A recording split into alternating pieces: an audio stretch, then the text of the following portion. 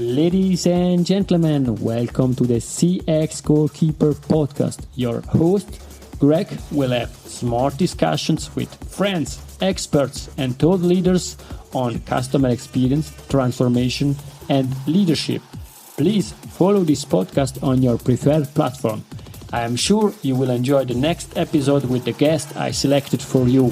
Join the CCW UK Executive Exchange from 12th November to 14th November 2024 at the Hilton London Scion Park. Network with top CX leaders and explore cutting-edge strategies to transform customer experience. Don't miss out. Register today. More details on www.cxgoalkeeper.com/CCW Europe. Ladies and gentlemen, welcome to the CX Goalkeeper Podcast. Today I'm really thrilled because I'm Lynn Hunsaker together with me. Hi Lynn, how are you? Hello, so good to see you, Greg. Thank you very much. Thank you very much for your time and for sharing your insight. Because if you're speaking about thought leadership in our field, in customer experience, then the place to go is Lynn. She's helping us a lot. She helped everybody going through the CXPA exam, preparing for the C6P exam, and also learning a lot for what we are doing in our companies. And therefore, let's kick off this discussion. We are going to discuss about breaking silos, how CX-driven leadership transforms business outcomes. But before we deep dive into this topic, Lynn, could you please introduce yourself? Well, sure. I'm Lynn Hunsaker, and I got my start in customer experience way back in 1991, maybe before some of the audience was born. So I'm super old, but it's all been fun. These past decades, I've really enjoyed customer experience on my mind constantly. I started out as voice of the customer manager in the strategic planning department of a global manufacturer. They had operations in about 15 different countries, and I was asked to be the the chairman for a task force trying to identify our methodology for customer satisfaction. And then I went on to lead customer experience company-wide in a semiconductor company, starting out as voice of the customer manager and then becoming head of corporate quality and customer experience. I was there for about 11 years. I had a little bit of a marketing role at the end. And then since 2005, I've had Clear Action Continuum, where we were a consultancy for most of the time. And then in the pandemic, I switched over to almost all virtual short bite services that people can pay for with $15, $800, something in that range. So it's easy to get immediate satisfaction from Clear Action services, no waiting around for all that paperwork rigmarole. Thank you very much for this introduction. And I'm also keen to ask the next question. Which values drive you in your professional life? We understand you don't like paperwork. It means you don't like administration, but I'm quite sure there are a lot more. Yeah, I think trying to keep an eye on the bigger picture all the time with also attention to detail. So I would say I'm not really the best at all of it, but I tend to try to think of who else needs something. What does somebody need from me to move forward? So I'm always considering who are other team members or other parties related to us and people reporting to me that need something. What can I do to help them move forward as fast as possible? So that's been a big thing. And I guess I also got a lot of that through change management training, thinking about that, systems thinking. Thank you very much for this great introduction. We know now today's top player is Lynn Hunsaker, and now let's kick off the game, Breaking Silos, how CX-driven leadership transforms business outcomes. To kick off the discussion, what are some of the key challenges that organizations face when trying to integrate CX initiative across the various departments? Well, they're usually thinking of customer experience as something you're doing to the customer or something you're getting from the customer. And what I found from my early beginning in all of this was that customer experience work is really a team sport. And that's why I like your theme as goalkeeper. Being a team sport, it means that everyone needs to keep their eye on the ball. If you have a team player on a professional team that is not keeping their eye on the ball, they're not going to last very long, right? It's just a prerequisite. And what is the ball? The customer, right? So what I learned is that any group can inadvertently or sloppily hurt the customer experience, and therefore they all need to be tuned in. And so I think that that's the main thing that people need to realize, that customer experience, like employee experience, isn't really a thing, a program, a temporary deal that eventually you're going to be done, or, never have to do that again, or it's those people doing it. It's just like data responsibility or performance reviews. Everyone has to do it, even though that's an IT thing or an HR thing. It's part of what everyone has to do, right? So I think that that's the biggest lesson that I have, is that it's not just something you hand off to somebody. It's really more of a mindset and how you go about your interactions with one another internally, even possibly more than what you're interacting with customers externally. I think what you're saying, it's really extremely important. And continuing with this metaphor of the customer being the bull, and all the department working together and watching to the bull and trying to achieve something together. From your point of view and from your experience, what are the best strategies that can be applied to create this cross-departmental collaboration in order to drive customer experience and already, as you mentioned, also to drive business outcomes? Yeah. Well, I think the first step that you need to take is to broaden people's perspectives, because people come to their work being concerned about just getting done what's on their plate. And usually people feel a little overwhelmed, like they have a lot on their plate. It's going to be a little tough. Maybe just stick with what we are responsible for. And they call that myopia, right? Myopia is just kind of like the horse in the parade with those little blinders on their eyes that they're just looking forward. They don't see anything in their peripheral vision.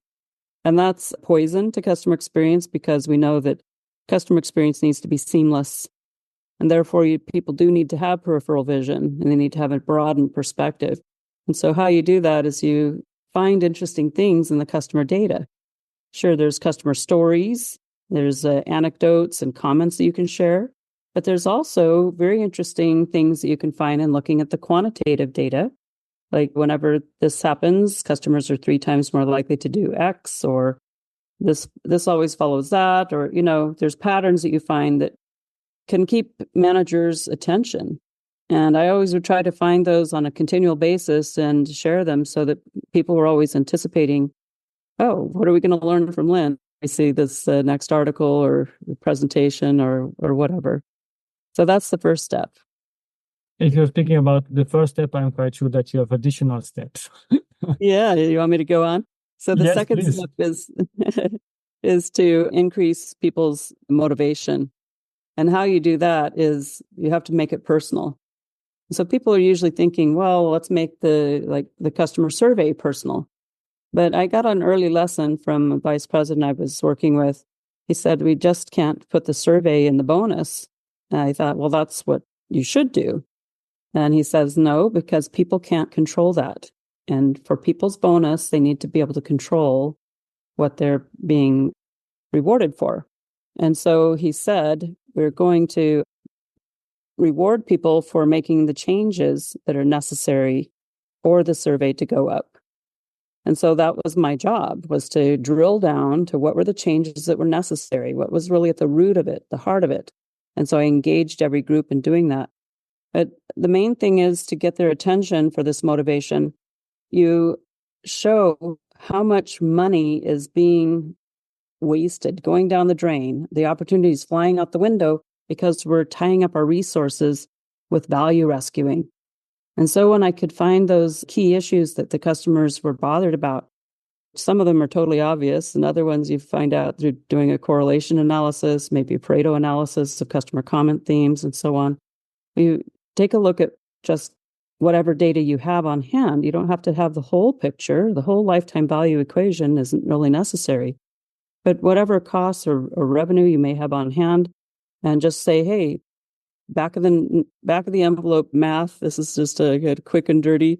This is the tip of the iceberg. Did you know that such and such percentage of customers is not happy with this or wants this other thing? And did you know this issue is costing us so many thousands or millions. And people's eyebrows go up with that. And a lot of times they say that can't stand. Okay. Because when you also explain to them, hey, if we were able to cut this in half, or maybe cut it by 80 or 90%, because let's face it, there's always exceptions or things happen, a small amount of time, but you want to almost eradicate it, ideally. Wouldn't we love to have that money back?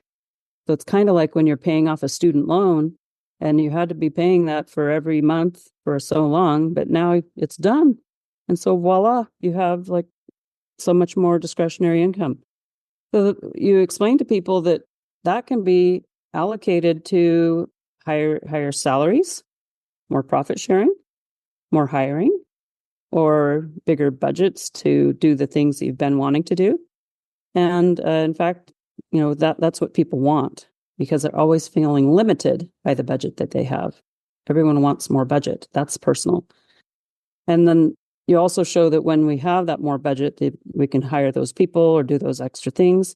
We're going to get more revenue, because some of the savings will go to more R&D and more marketing and sales and so on. So we're going to get more revenue in a lot of ways. We free up your customers, but they don't have to do all this waiting and administrative junk.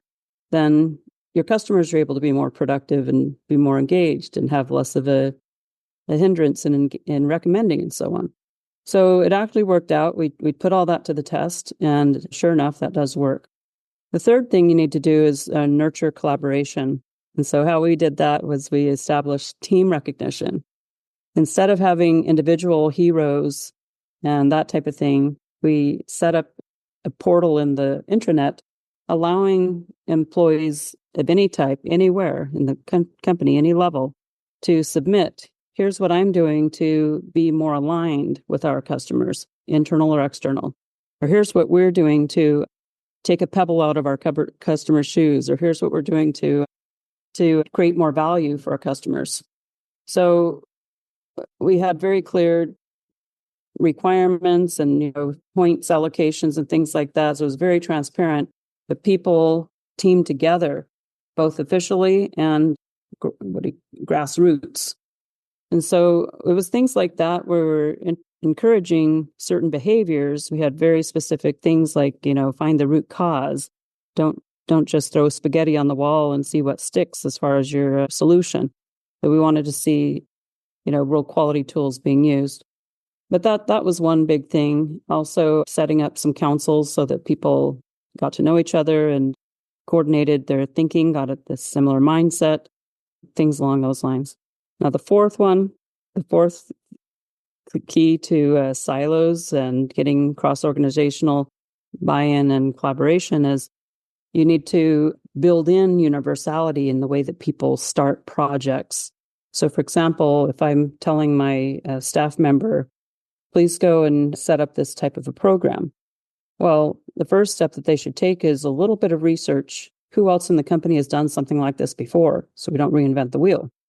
Who else is doing something similar where they might have some information for me or need information from me, and set those up. Like I mentioned at the outset, having those tentacles out there that anticipates and engages other people so that they can be productive and help us help you. Incredible 4 steps. Let's go back. We discussed about the first one in relation to the second one, and I really tried to pick only few topics because of the timing, but you implicitly explained on every step that you need to tie back what you're doing for additional revenues, decrease costs, this and that. And this is something that we are discussing a lot in the CX community, and therefore I would like also to listen to your opinion about that. And this is in particular, for me, it's clear for we are discussing that customer experience, it's not only a project, a program, and therefore you're not calculating the return on investment on a small survey that you're doing based on the example that you did, but you tie that back to real business key performance indicators like revenues, bottom line, and so on. Could you share a bit why was so easy for you to tie that back and doing that without proving why the survey was so important? Well, yeah, we decided that we had a lot of really good internal metrics, but we needed to focus the most on customer metrics. What I mean by that is, how was the customer better off? How are we saving them time? How are we increasing their productivity? How are we reducing stress and worry for them? How are we making things easier and more valuable to them? And that was first and foremost. In fact, that was what went on the bonuses. If you weren't making a change that customers would acknowledge, or even the recognition, you couldn't even get the recognition award unless you had customer testimonials saying, yeah, before, it used to be this kind of thing that I didn't like, and now it's so much better, right? So when I'm looking at people's dashboards, as I'm invited into different companies to take a look and help them, I'm mostly noticing that there's zero customer metrics. It's almost all me, me, me. In fact, within surveys, would you do this for us? Would you do that for us? Instead of, what are your values, or what are you aiming for, and how much are we helping you? Wouldn't that be great to be able to quantify that? I've also done some work with some clients where, they had really good performance as an industry standard, really good. But when you looked at how the customer defined their end of it, it was a different story, because they, for example, on-time delivery, that type of thing. Okay. You could be on-time delivery according to what you promised, like within a day's window or 4-hour window or something. But if the customer needed it at 8 a.m. or they needed it between 12 and 1, that's the window. I mean, that's the window. That's their expectation. And, they have it for a reason. They're not just trying to be a jerk. I mean, because they had a lot of consequences when stuff wasn't right. And so when you redefine how you're looking at things according to the consequences that customers have, you start to realize, oh, well, even though we had good performance according to our industry, we didn't have good performance according to customers, and therefore they wanted to spend X dollars with us, but they gave certain dollars to somebody else as an insurance that they would have stuff on time. And so they realized that they weren't even getting the full revenue that customers wanted to give them. And furthermore, they were making some of these requirements where the salespeople were not selling. They were out there taking picture stuff to get credit back, or, get an issue resolved. So when you're not allowing your customer salespeople to sell, you're not allowing your customers purchasing people to purchase 100% what they want from you. That's pretty ridiculous. And you just don't know that if you're not measuring it. Exactly. And this is a key point. You mentioned the third step. It was around collaboration and internal support. And you mentioned the counseling piece. And I think this is also extremely important. And this is also a personal story or personal experience. I feel, and sorry for playing with the words, I feel that a lot of employees are feeling lost. Too many information coming from everywhere. Too many requests, too many tasks to work with. And I think counseling could be really extremely important. And therefore, could you please elaborate a bit on that? Well, I'm trying to remember what I said about counseling. We may have a bit of a syntax issue there. You mentioned that people work together, they try to work together. And then it's also important to support these people and creating something like counselors, or that was my understanding of what you said. Okay, I think I know. Well, first of all, I think we're in information overload, right? And the tech companies for CX have really gotten people's attention with real-time VOC, real-time this and that. There's just frankly too much real-time stuff happening. There's only so many minutes in an hour and so many hours in your workday, and people want to have a balance even more than they did before the pandemic. And so we need to get off of this real-time craze to some extent and allow people a bit of slack time, right? And the slack time that we allowed people was, we didn't do more than an annual relationship survey. And then we had transaction surveys when people bought the spare parts for, it did an installation of, the equipment. So because we already had salespeople and service people and, interfacing with a customer. We had people, even engineers, on site with customers. So we had eyes and ears. One of the good examples I saw from that was from EMC, now part of Dell. They created an app so that anybody, any employee can use their mobile device to input, here's something I heard or noticed about a customer, and it goes to a central database. And then so you're collecting real-time data all the time, but you're not requiring people to just, like look at the screen constantly. So what you do is you free up people to get to the root cause and work the root cause. Otherwise, you're constantly on the phone. Oh, I'm sorry, but we can't do anything about it until we buy that next software that's $7 million, and that's probably not going to happen for 3 years. Customers don't want to hear that. They just want stuff to work. They want to see that you're making change quickly. And so we worked through CX champions that we had in every business unit. And some of the counseling was with them where they would, represent and also inform us what's going on in every business unit.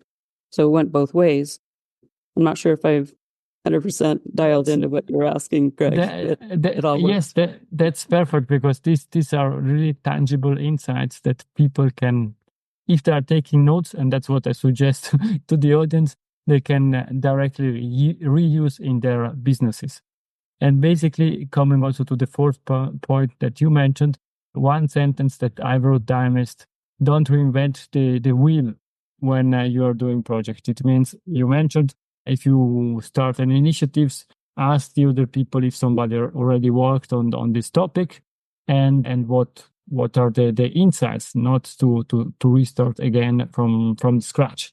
And I think this is extremely important. And in the same question, I know that I'm asking two different questions, but let's work through them. The first one is, yes, I understand what you are saying, but basically, and this is also personal experience, if I go back to other people that already tried to solve an issue, they will tell me, or they told me, oh, we tried, we were not able to solve that, and you are not the guy that can solve that. And basically, perhaps do you have some suggestion or some experiences that you can share how to transform perhaps projects that were not so successful, but trying to change something to make them then successful? Because there is often also a lot of negativity about the project that didn't went well, and nobody wanted to restart them. What's your view on that? Well, you call it organizational learning. Organizational learning means, well, let's do a debriefing after everything, whether it went well or not. And you keep records of here's what we want to repeat and here's what we don't want to repeat. And so those debriefings are so important for future. It can be like future as in 5 minutes from now, or future in 2 years from now. But that's organizational learning. And part of how we started to embed that as a practice, as a habit, was we made it part of the recognition requirement. You couldn't get your recognition award unless you did some kind of lunch and learn or something where you're sharing with another group. Here's the lessons learned. So say, for example, you design something for customers. And in the course of your research at the beginning of human-centered design, always you have to understand the customer's world. You started to realize that there's this pattern and that pattern with customers. And so, catering your design set accordingly. Well, who else in the company should know that? Maybe billing, maybe facilities, right? Because they do things that touch the customer. And so you're thinking outside the box a little bit. Well, that's the whole idea of human-centered design, outside the box, right? Yes. To bring those people in. And so when you make things transparently listed out as these are the requirements to get the award, people start to realize, well, that's what's valued in our culture. That's what's going to get me ahead. And so it's not only just the people that are participating in the recognition program, but because you're advertising these criteria all the year long, using a lot of creative ideas to, encourage people to participate in the recognition, it just becomes like, oh, okay, yeah, that we know that. That's how we try to do it. You try to model those things with your CX champions. And we had training for all of our CX champions in the business units from the organizational development people on change management techniques. And so I know a lot of people love ADKAR and whatever. I don't find those models, I don't find any of those models to be sufficient for change management and customer experience. Because the most important thing is to take the pebbles out of people's shoes, to remove the resistance factors. And you can't just do that, making a mandate or, saying you're stupid for having those fears. So that's the other part of what you talked about is fears, right? If people don't want to try again, how do you get a project or a program or an effort that flailed to revive? So it's all about fear of failure, fear of being embarrassed or having, consequences that you didn't make a good decision. Nobody really wants that. And so you have to make it safe for people to make, missteps. In fact, people are making missteps all the time. Otherwise, you wouldn't have very much volume coming into your support. You wouldn't have very much churn, right? So let's just face the facts. We are human. We're actually making more missteps than we realize, because otherwise you wouldn't have churn and support. Besides those things where customers moved or, whatever. So, the thing is, what are we learning? You take the word failure out, take the word mistake out.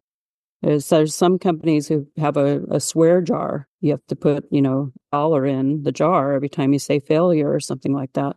So there's certain words that are banned, and that gets people in the habit of having a chuckle about it and rising above. So there's different techniques that you can use, but that's the main thing. I really like this example because these are examples or suggestions that we all can implement, and they don't really cost a lot, and therefore they help throughout this transformation. We are coming to an end of this game, but in the extra time, I still have 3 questions for you. Fast forward, in 10 years from now, we are back on the CX Goalkeeper podcast. What we're discussing about? Well, I know what I wish we were discussing about. But given that I've been in this field for more than 3 decades, I think we'll be talking about the same things. And what's your wish? What's your wish? My wish is that we would be talking more about value creation with, I don't know. I mean, I think that we have so much cleanup to do, and CX is essentially a cleanup crew these days in one way or another, because there's people that are creating issues, and therefore somebody needs to solve it so that there's a buffer for the touch point and for the customer. So even some of the digitalization and the design things are a response to poor foresight or sloppy handoffs elsewhere in the company. So I wish that we weren't, bogged down by that. I wish that we were able to say, look, we don't create shrinkflation. We don't create austerity. We don't create inflation. We don't create uncertainty among our coworkers. Our coworkers know what to expect from us because we're consistent. We have a personal standard for consistency and a company culture for consistency. And that's really important for accountability and trust and relationship strength internally and externally. Whatever you're doing internally is going to play out externally unless you have really strong buffers. But eventually customers will see through that. Thank you very much. And let's hope for the best. What's the best way to contact you? Well, I think LinkedIn is probably the easiest thing. I'm monitoring it almost all the time because I do a lot on there. LinkedIn.com/in/Lynn Hunsaker, all one word. But otherwise, go to clearaction.com and contact me there. Thank you. And I think we can find also all your valuable trainings there, correct? That's right. Yeah. Thank you very much. And now we're coming to the last question. Is Lean golden nugget? It's something that we discussed or something new to leave to the audience with? Yeah. The main definition for customer experience I found to be the simplest is a 1-to-1 ratio between customers' expectations and realities. It plays out for employee experience the same way, partner experience, And it's not about interactions necessarily. It's just about expectations. So get crystal clear about expectations and then deliver to it. Thank you very much, Lynn, for your time. Please stay with me. To the audience for today, it's everything. Thank you very much for your time. I hope that you enjoyed this discussion as much as I did. Please follow Lynn on LinkedIn. Please watch out our website. Buy the trainings. They are not, as Lynn said at the beginning, it's from a few dollars to $1,000 or something like that. I think you can learn a lot. Find a way to take time, because at the end also learning is our duty in what we are doing. We need to get every day a bit better. Thank you very much. And also to you, Lynn, thank you very much for your time. My pleasure, Greg. Thanks so much. If you enjoyed this episode, please share the word of mouth. Subscribe it, share it. Until the next episode, please don't forget, we are not in a B2B or B2C business. We are in a human-to-human environment. Thank you.